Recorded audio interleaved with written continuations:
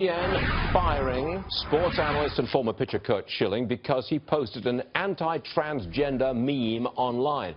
Ash, this is not the first time he's posted something not good. With regard to that, he said a man is a man no matter what they call themselves. But he's been in trouble before. Last year he said that Hillary Clinton, if she's found guilty in the email scandal, should be buried under a jail somewhere. And then recently he was suspended for a month after posting a tweet comparing radical Muslims to Nazis. Okay, so the question is, does Curt Schilling have freedom of speech in this particular environment? Todd Starnes is with us. I want to know what he says.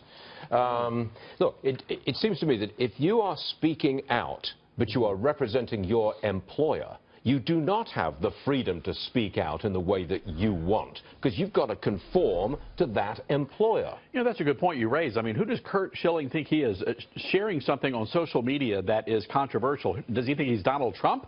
I mean, my goodness here. But you're right, to a point, Stuart. I think ESPN has a right to control what their employees post online. But when you look at what he actually shared, not necessarily the photograph, but look at what he wrote, I'm not quite sure I understand what is controversial, because it does seem to back up this meme that says if you disagree with letting men go into a ladies' room, you're some sort of a transphobic bigot. That's what that meme said, and quite frankly, what happened to Curt Schilling in the aftermath proves that meme to be correct. So if you look closely at what he actually wrote, you don't think it's that offensive, even though you understand that the employer has the right to censor anything that he says. What ESPN is saying is, we believe that men have the right to use a bathroom with your 13-year-old daughter. And if you complain about it, like Curt Schilling did, or if you say, as Curt Schilling said, that there was a time when people used the bathroom, if you got male plumbing, you use the men's room. If you got the female plumbing, you use the ladies' room. Well, now all of a sudden, that makes you a bigot. Well, there is another side. Let's take this further for a second.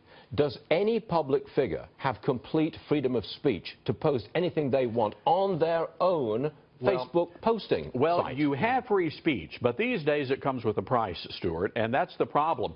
You're watching an entire demographic of people who believe in traditional American values, being silenced in the public marketplace. If you defy their agenda, there's a price to pay. I think you're right, Todd. I agree with you on that. Thank you very much indeed, Todd Starnes. Now, look